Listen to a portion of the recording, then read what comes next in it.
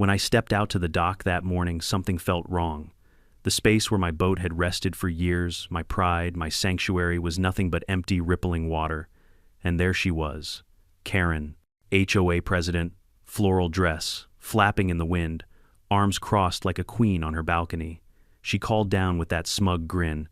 "Community doesn't need your rusty junk blocking the view." Rusty junk. That junk carried me through storms at sea and held the last memories of fishing trips with my boy. My fists clenched, but I stayed silent. She wanted a reaction. She wanted the whole neighborhood to laugh at me. But what Karen didn't know was that I wasn't just some pushover neighbor. 5 minutes later, she'd learn what happens when you try to sink a sailor on his own waters. Before I dive into this wild story, drop a comment with your location and local time. I want to see where my crew is tuning in from. People think a boat is just wood, fiberglass, and a motor. To me, it was a floating scrapbook. Every dent in the hull had a story. Every sun-faded cushion had absorbed more laughter than I could count. That's why when Karen called it junk, it felt like she wasn't just insulting a piece of property, she was spitting on my life. I bought that boat after I left the Navy. Some men drown their memories of war in a bottle. I poured mine into restoring a second-hand vessel I picked up cheap from an old fisherman. Sanding, painting, patching leaks, it became my therapy. I could sit for hours running my hands over the grain of the wood, listening to gulls overhead and reminding myself that I had survived. My wife Lydia didn't care much for the mechanics of it, but she loved the mornings I'd take her out before sunrise. She'd bring coffee in a thermos, and we'd sit side by side watching the first pink light crack open the horizon. "Feels like we own the whole lake," she'd whisper, leaning her head on my shoulder. For a man who spent years taking orders, barked at him, that peace was priceless. Then there were the days with my son Daniel. He was just a boy when I got back from deployment, restless and curious. We'd fish off the side of that boat, sometimes catching nothing but mosquito bites, but it didn't matter. Once he reeled in a carp so big we nearly tipped over. He laughed so hard he fell backward into the boat, and I can still hear the echo of that laugh bouncing across the water. Daniel's gone now, taken in a car accident 5 years ago. The boat is the last place where I feel him with me. And that's why Karen's smug little grin cut so deep. She didn't know, and frankly she didn't care. To her it wasn't about my memories or my service or my grief. It was about control. About standing taller by making others feel smaller. Karen had always had it out for me. The first clash came when I painted my mailbox navy blue. She stormed over, clipboard in hand, tapping her pen like a metronome of irritation. According to subsection 14B of Community Code, mailboxes must be black or white, nothing else.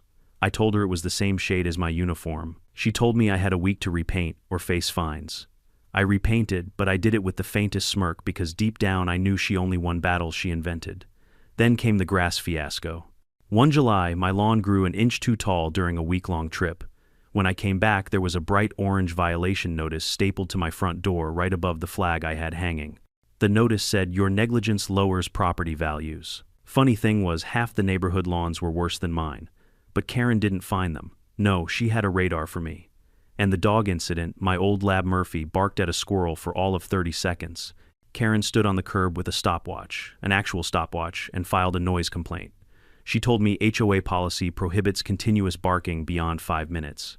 Murphy didn't even have the lung capacity for that, but that didn't stop her from sending a written warning. So when I say my boat was the last straw, you have to understand it wasn't just about a boat. It was about years of her chipping away at my peace like a woodpecker pecking a fence post. The difference is a fence post eventually breaks, and I wasn't about to snap. I was going to strike back. That morning, as I stood staring at the empty dock, neighbors came out with their coffee mugs. Some pretended not to see me. Others offered half-hearted shrugs like, "Sorry buddy, but what can you do? It's Karen." That's how it worked around here. People whispered about hating her, but nobody had the backbone to stand up. And I'll admit, for a moment I felt alone. Like maybe I was just the neighborhood punching bag the guy Karen had chosen as her personal entertainment. But then I walked back inside, and there on my mantle was a photo of Daniel holding that monster carp, grinning ear to ear. I stared at it for a long time, and in that moment I remembered who I was. Karen thought I was some quiet, retired guy she could push around. She forgot I once navigated storms that would have snapped her little HOA clipboard in half. She forgot that patience is something sailors learn better than anyone. And she sure as hell didn't know that I still had friends in places that could sink her little empire faster than a rock in water. As the day wore on, I started piecing together every time Karen had tried to break me. Each memory wasn't a wound, it was fuel. By sundown, my plan wasn't just to get even. It was to remind Karen and everyone else that you don't pick a fight with a sailor unless you're ready to get wet. The boat may have been gone that morning, but so was my hesitation. Karen had crossed a line, and she didn't even see how close she was to losing everything she thought she controlled. And me, I was just getting started.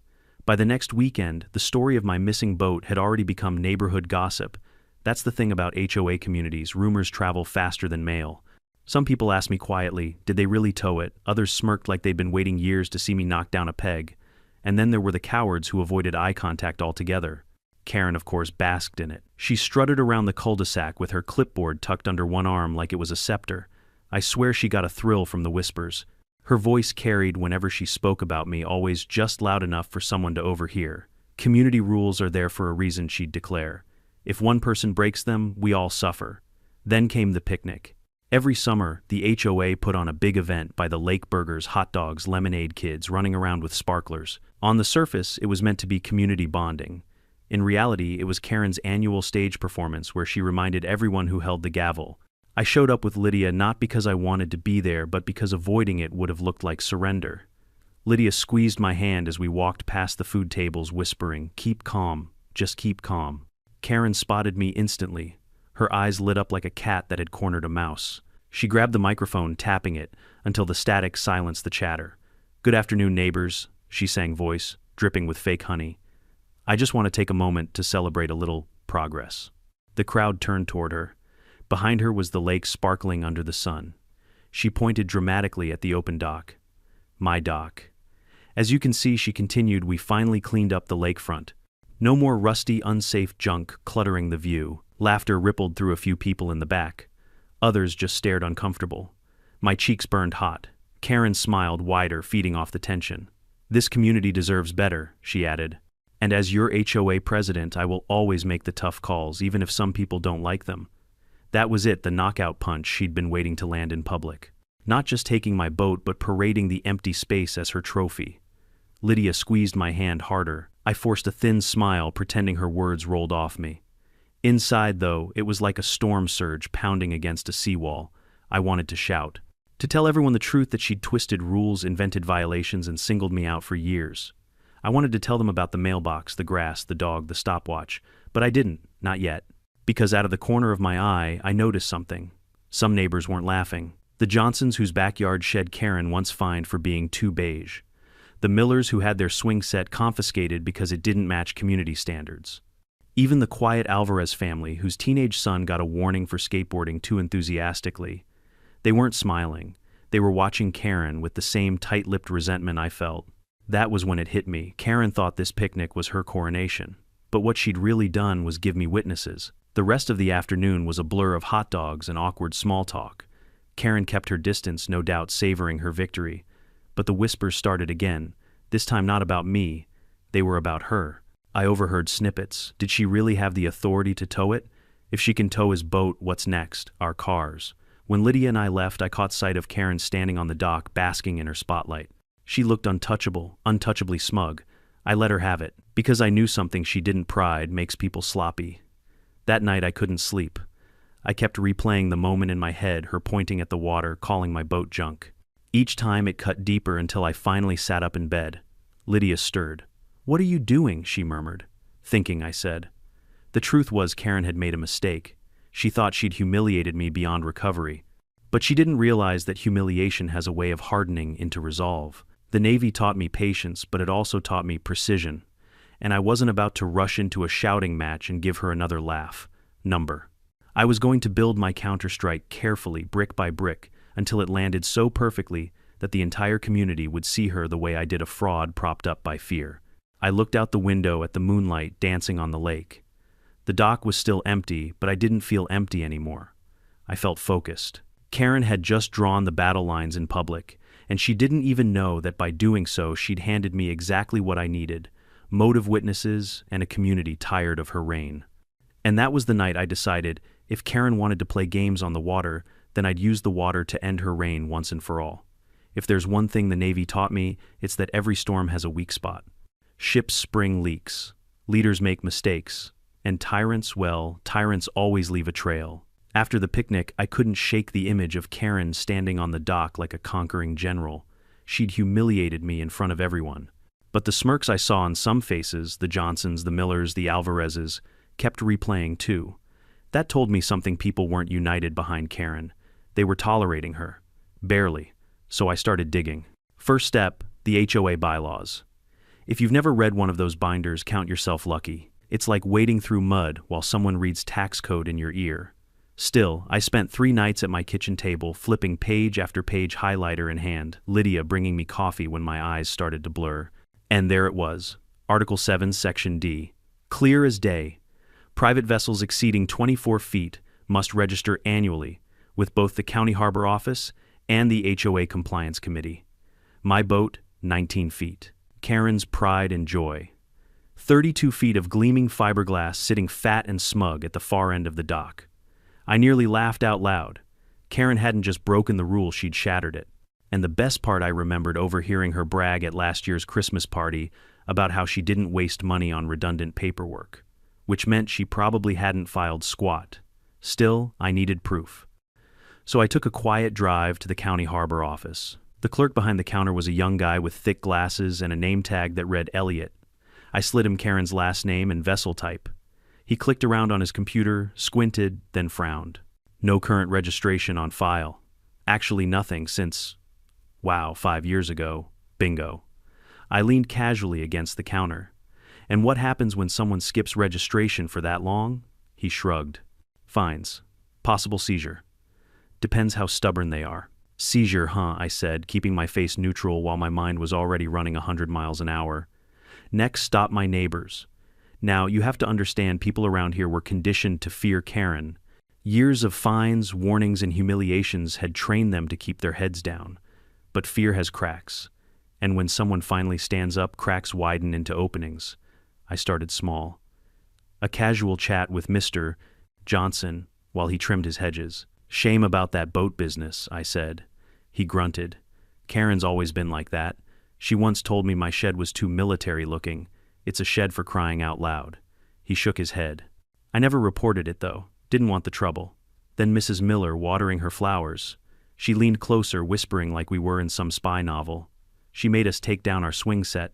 Said the color clashed with her view of the lake. My kids cried for weeks. And the Alvarez family. Their son admitted Karen accused him of reckless endangerment for skateboarding past her driveway. She threatened to call the cops, he said bitterly. The stories poured out like leaks in a sinking ship. Different details, same theme. Karen abused her position, invented rules, and bullied anyone who didn't bow. And now I had proof that she was breaking the very laws she enforced. That night, Lydia sat across from me at the table, watching me spread documents and notes like a general planning a campaign. You're really going after her, aren't you? She picked the battlefield, I said. I'm just choosing the weapon. Lydia's eyes softened, but her voice was firm. Be careful. Karen doesn't fight fair. I smiled, though there wasn't much humor in it. Neither do storms. But you can still outlast them if you know where to steer. The final piece of the puzzle fell into place the next morning. I found an old contact number in my phone, Mark Henderson. We'd served together years ago before he joined the Coast Guard. I hadn't spoken to him in ages, but when he answered, his voice was the same gruff baritone I remembered. Mark, it's me, I said. Well, I'll be damned. Thought you'd gone soft living in HOA land, he chuckled. Not soft, I replied. Just dealing with a tyrant in heels. I need a favor. I explained the situation, laying out the bylaws, the missing registration, the abuse of HOA funds I suspected. Mark whistled. Sounds like this Karen's running her little fiefdom dirty. If her vessel's not registered, that's a Coast Guard issue. And if she's been using community money for personal upkeep, well, that's fraud. Fraud. The word rolled through my head like thunder. This wasn't just petty HOA politics anymore.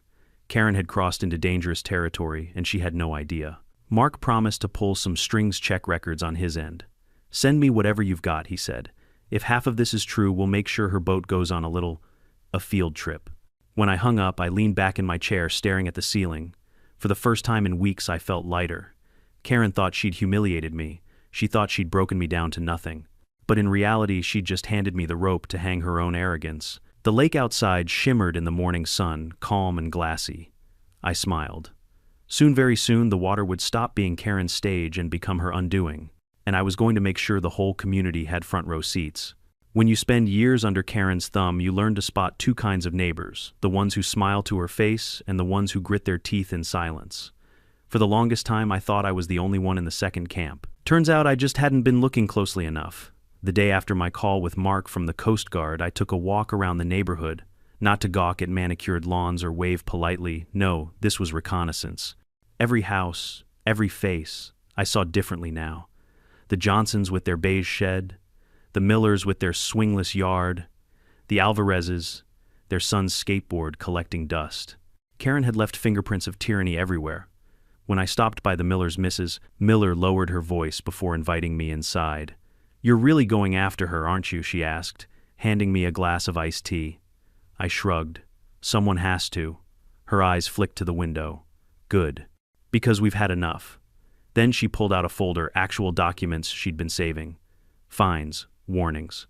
Copies of complaints she'd written that were mysteriously lost by the HOA board. "If you're serious, you can use these." I left her house with a folder under my arm, and the feeling that maybe, just maybe, I wasn't alone. Later that week, I visited the Johnsons. Old Mr. Johnson, a Korean War vet with a limp, met me in his garage. "Karen once threatened to fine me for flying my flag on the wrong kind of pole," he said. He shook his head, bitterness etched into his wrinkled face. "That woman doesn't respect anything but power.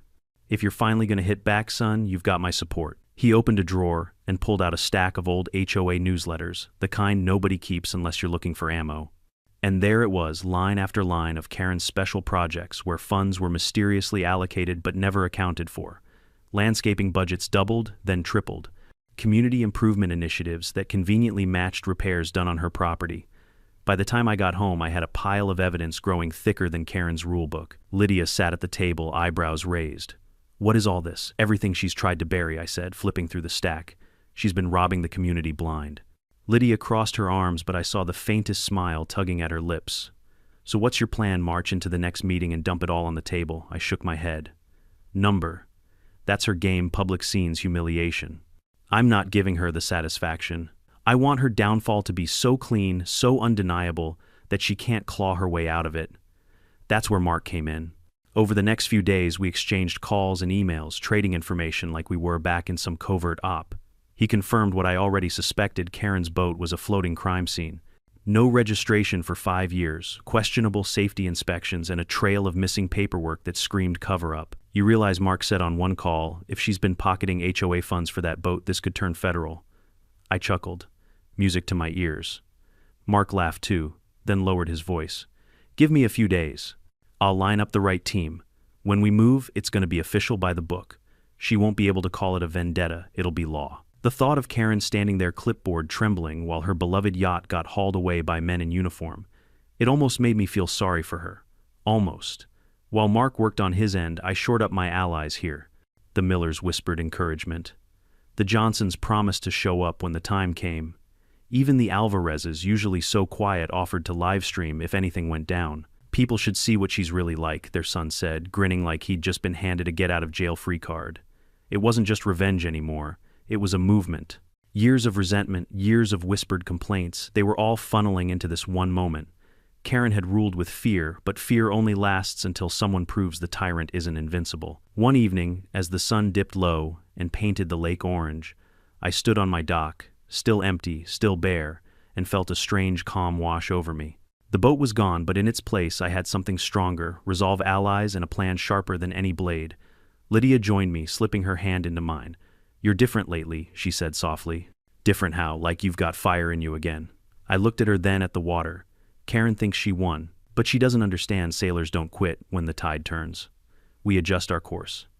The next morning I drafted a simple note and slid it under Karen's door. Just 7 words: "The lake remembers what you owe it." Petty, maybe, but I wanted her uneasy, second-guessing herself. Because soon enough the storm was coming, not from me, but from the very laws she pretended to enforce. And when it hit, she wouldn't just lose a battle, she'd lose the war. The morning it all went down was one of those rare summer Sundays where the air felt soft, like even the breeze was half asleep. Families were out early, kids chasing each other with popsicles, dogs barking near the picnic tables by the lake. And then, like fate had circled the date on a calendar, Karen chose that exact morning to put on her grandest display. She arrived in a sundress the color of a traffic cone, impossible to miss, strutting toward the dock with her oversized sunglasses perched like a crown. Behind her trailed a small audience of HOA loyalists, clipboard-holding sycophants, who laughed a little too hard at her jokes. And there, gleaming under the sun, sat her 32-foot beast of a yacht, polished so bright it could blind a man. She climbed aboard and grabbed a megaphone, yes, a megaphone, because subtlety had never been in her vocabulary. "Neighbors," she boomed, voice echoing across the lake. "This is what our community is about: standards, pride, beauty. Not rusted old dinghies cluttering the water, but real class, real investment." The crowd gave polite applause, though I could see more than a few rolled eyes. I stood near, the dock arms folded, Lydia beside me, her lips twitching with the effort not to smirk, because we both knew what was about to happen. Right on cue, a deep rumble rolled over the lake. Heads turned. From the far side, 2 Coast Guard patrol boats cut through the water, white hulls slicing clean lines, engines growling low and certain. Sunlight flashed on their insignias, and suddenly the picnic chatter died. Silence spread like a wave. Karen, still gripping her megaphone, squinted at the approaching boats. "Oh, what a lovely surprise," she chirped. I didn't realize we were being honored with a visit. The lead boat eased up alongside her yacht. A uniformed officer stepped out, bullhorn in hand. "Attention, vessel owner. You are in violation of federal harbor regulations. This vessel is hereby impounded until further notice." The words hit the dock like cannon fire. Gasps erupted. Someone dropped their soda. Lydia squeezed my hand so hard I thought she might break a bone. Karen blinked, confused, then let out a laugh so shrill it cracked. "Excuse me, this is my community. I am the HOA president." The officer's face was stone. "Ma'am, your vessel has not been registered in 5 years. Safety inspections are incomplete. Additionally, there are allegations of misuse of community funds tied to its upkeep. We are authorized to tow it immediately." Karen's megaphone wavered. "No, you can't. This is harassment. This is a conspiracy." But the officers didn't argue. They just moved with precision, tying heavy ropes, securing lines. The mechanical whir of a winch filled the air as the yacht lurched, groaning like a guilty beast being dragged to justice. That was when the laughter started, not loud, not cruel, but bubbling up from the edges of the crowd. The Millers hiding smiles behind their hands, the Johnsons chuckling openly. Even the Alvarez boy phone raised high, streaming the entire spectacle. Karen, red-faced and wild-eyed, shrieked into her megaphone. "Stop them! Somebody stop them!" But nobody moved. Not one neighbor lifted a finger. I stepped forward then, just enough for her to see me. I didn't say a word, didn't have to. I simply tipped an imaginary hat, the kind of salute sailors give when the tide finally turns. Her eyes locked on mine, and in that moment she knew. The yacht shuddered as the Coast Guard patrol pulled it slowly away from the dock. Karen scrambled to the edge, nearly tripping over her designer sandals. "You can't do this. That's a 6-figure vessel. This is theft, ma'am," one officer said calmly. "This is the law." And then, like poetry, the boat drifted farther and farther until it was just a shrinking speck against the horizon. Karen's voice cracked into sobs, her shoulders shaking, her clipboard slipping from her grip and clattering onto the dock. The Queen had lost her crown. Applause broke out. Genuine this time. Neighbors clapped, some whistled, and a few even cheered. The Johnsons shouted, "About time." The Millers laughed until tears rolled down their cheeks. And me, I just stood there, quiet satisfaction settling deep in my bones. Lydia leaned in, whispering, "5 minutes, huh?" I smiled. 5 minutes. Karen collapsed onto a folding chair, mascara streaking down her cheeks, muttering about lawsuits, about how she'd get everyone back. But her words carried no weight anymore. Not after what we'd all seen. The Coast Guard boats disappeared around the bend, taking her precious yacht out to sea. And with them, they took the last shred of fear she held over us. For the first time in years, the lake felt free. If silence is golden, then the silence after the Coast Guard dragged Karen's yacht out of sight was priceless. For years, she had filled every meeting, every sidewalk chat, every corner of our lives with her voice, nagging, barking, threatening. And suddenly, after the roar of engines faded, all that was left was the sound of the lake lapping gently against the dock. But silence doesn't last long in a neighborhood like ours. By the next morning, the HOA grapevine was alive, louder than cicadas on a summer night. Did you see her face when they read the charges? My cousin in Miami already saw the video. It's all over social media. I heard she used HOA money for her boat insurance. Fraud, plain and simple. The whispers weren't whispers anymore. They were open conversations on driveways, shouted jokes across yards. Kids mocked her by marching around with toy clipboards. Someone taped a paper crown to the community bulletin board with Queen Karen scrawled in bold letters, crossed out with a red X. For the first time, Karen's name wasn't spoken with fear, it was spoken with ridicule. At the next HOA meeting, the usually packed conference room looked more like a courtroom. Neighbors filled every chair, some standing in the back, arms folded, waiting. Karen arrived 10 minutes late, dressed in a stiff blazer, as if professionalism could glue together her shattered image. Her sunglasses were gone, her eyes red-rimmed. She slammed her gavel on the table. "This meeting will come to order." But the authority in her voice had vanished. The Johnsons snickered. The Millers muttered something under their breath. And then Mr. Alvarez raised his hand, not meekly, but confidently. "Before we start, I have a motion," he said. Karen stiffened. "That's not on the agenda." He smiled. Neither was the Coast Guard. Laughter exploded across the room. Karen flushed crimson, gripping her gavel tighter. "This is harassment. You're all turning against me because of lies." That's when I stood up. Not with evidence, not with a speech, just with a manila folder. I placed it on the table, slid it across to her. Inside were copies of every document, every record, every fine she had misfiled or fabricated. And on top, the Coast Guard citation. She didn't even open it. Her hands trembled, eyes darting to the crowd. For once, she had no words. The room filled with murmurs. Mr. Johnson leaned on his cane and spoke with a voice that silenced everyone. "We've let this go on too long. It's time we vote." It wasn't unanimous. Karen still had her loyalists, but the majority spoke loud and clear. Effective immediately, she was suspended from her role as HOA president pending investigation. Karen's sputtered eyes wild. "You can't do this. I built this community." "No," Mrs. Miller shot back, "you drained it." The gavel clattered from Karen's hand, rolling across the table like the last echo of her reign. After the meeting, the energy outside was electric. People hugged, laughed, even clapped me on the back. "You did it," they said. But I corrected them, we did it. Because that was the truth. Her downfall wasn't about me alone. It was the whole community finally realizing they didn't have to live under her thumb. In the weeks that followed, Karen tried to rally. She sent angry emails, filed half-baked complaints, even threatened lawsuits. But no one took her seriously anymore. Every time she raised her voice, people rolled their eyes. Every time she stomped her feet, kids giggled. Power is only power when people believe in it, and Karen's had evaporated. The HOA board appointed an interim president, a quiet woman named Denise, who had avoided conflict for years. Under her meetings were shorter, calmer, almost boring, and for once, boring felt like freedom. I didn't strut around, didn't brag, didn't rub salt in the wound. I didn't need to. Just walking down the street, neighbors waved differently. Not with pity, not with hesitation, but with respect. Murphy, my old lab, barked at a squirrel one afternoon, and instead of a stopwatch, a neighbor just laughed and said, "Guess he's still on squirrel patrol." The lake felt different too. Without Karen's yacht hogging, the water seemed wider, brighter. Kids fished off the dock again. Families set up lawn chairs by the shore. The emptiness where my boat once sat no longer looked like loss, it looked like possibility. One evening, as Lydia and I watched the sunset bleed gold across the ripples, she asked quietly, "Do you feel better?" I thought about it. About Daniel's laughter echoing on the water. About the long nights reading bylaws, the tense moments leading to Karen's collapse. "I don't feel better," I said slowly. "I feel lighter. Like we finally cut an anchor we didn't realize was dragging us all down." She smiled, resting her head on my shoulder. And for the first time in a long time, I believed her when she said, "It's over." But deep down, I knew one thing: tyrants never vanish completely. They retreat, they sulk, they plot. Karen would still be around, still seething in her house with the blinds drawn. But now she was defanged, and if she ever tried to rise again, she'd find an entire neighborhood ready to shove her back under. And me, I didn't need revenge anymore.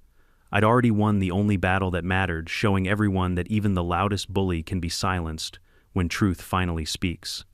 Life after Karen's downfall didn't change overnight. The lawns still needed mowing, the mailboxes still stood in neat rows, and the same ducks still waddled across the lakefront like they owned the place. But there was a new current in the air, something you could feel in the way neighbors lingered longer on the sidewalk, how laughter returned to backyards, how children rode bikes past Karen's house without fear of her screeching about HOA. Safety standards. For the first time in years, peace wasn't just something I found on my boat. It was in the community itself. That empty dock where my 19-foot vessel once sat became a daily reminder. I'd walk down every morning with my coffee watching the sunrise spread across the water, and instead of bitterness, I felt gratitude. That boat had carried memories of Daniel, of Lydia, of life after war, but it had also carried the weight of every battle with Karen. And when it was gone, I realized something surprising. I didn't need the boat to keep those memories alive. They lived in me. Karen, of course, didn't vanish. She slunk into the shadows, blinds drawn tight, only emerging for the occasional grocery run or to glare from her porch as neighbors passed by. The clipboard disappeared, replaced by a hollow stare. Some people pitied her. Others ignored her. Me, I treated her the way sailors treat storms once they've blown past, with respect for the damage they could do but no fear left in my bones. The new HOA leadership worked differently. Meetings shrank from 2-hour lectures to 30-minute updates. No more surprise fines, no more shaming notices pinned to doors. Instead, there was cooperation, compromise, even, dare I say it, camaraderie. The same neighbors who once avoided eye contact now waved freely, trading stories and laughter like we'd been freed from some invisible prison. One Saturday, the Johnsons invited me to a barbecue. The Millers brought potato salad, the Alvarezes set up a cornhole game, and half the neighborhood showed up. We sat in lawn chairs, smoke curling from the grill kids running barefoot through the grass. And not once, did anyone mention bylaws or violations. Lydia leaned over, smiling. "Feels different, doesn't it? It feels real," I said, and it did. I thought back to the moment the Coast Guard hauled Karen's yacht away. At the time, I'd savored it like victory, justice, revenge, whatever you want to call it. But standing here now with neighbors laughing around me, I understood the deeper truth. It wasn't about sinking Karen. It was about raising everyone else. That's the thing about bullies, they only thrive when people stay quiet. For years, Karen convinced us that her rules were law, that her power was unshakable. But the moment we saw her stripped of it, the illusion shattered, and in its place we found our voices again. One evening, I returned to the dock with Lydia. The sky burned, orange gulls swooping low over the water. I slipped my arm around her, feeling her warmth against the cooling air. "You miss it?" she asked, gently nodding at the empty space where my boat once floated. I thought for a long moment, then shook my head. Number. I miss what it stood for. But I don't need wood and fiberglass to carry me anymore. I've got you. I've got memories. And I've got a community that finally feels like home. She smiled, eyes glistening. Daniel would have been proud. I swallowed hard, my throat tight, but I nodded. Yeah, he would. The lake rippled softly golden in the dying light. And for the first time in years, I didn't see loss. I saw freedom. Because sometimes the greatest victories aren't about what you get back. They're about what you finally let go. Life has a way of throwing Karens at us, people who believe power is their birthright, who enforce rules not to protect but to control. Maybe it's a boss who micromanages every breath you take. Maybe it's a neighbor who thinks their opinion is the law. Or maybe it's someone closer who twists love into leverage. Whatever shape they take, they all have one thing in common: they only win if we stay silent. This story wasn't really about boats or bylaws. It was about standing up when enough is enough, about realizing that even the loudest bully crumbles when truth finally steps forward. And it was about remembering that justice doesn't always roar, it sometimes whispers, patient and steady, until the tide turns. If you take one thing from my story, let it be this: your dignity is worth defending. Whether it's against an HOA tyrant, a toxic coworker, or a so-called friend, don't let anyone convince you their power is absolute. Find your allies, stand firm, and remember you're stronger than you think. Now I want to hear from you. Have you ever faced a Karen in your life, someone who tried to strip away your peace? Drop your story in the comments. And if you want more tales of HOA chaos, revenge, and justice served cold, make sure to subscribe. Trust me, the storms never stop coming, and neither do the stories.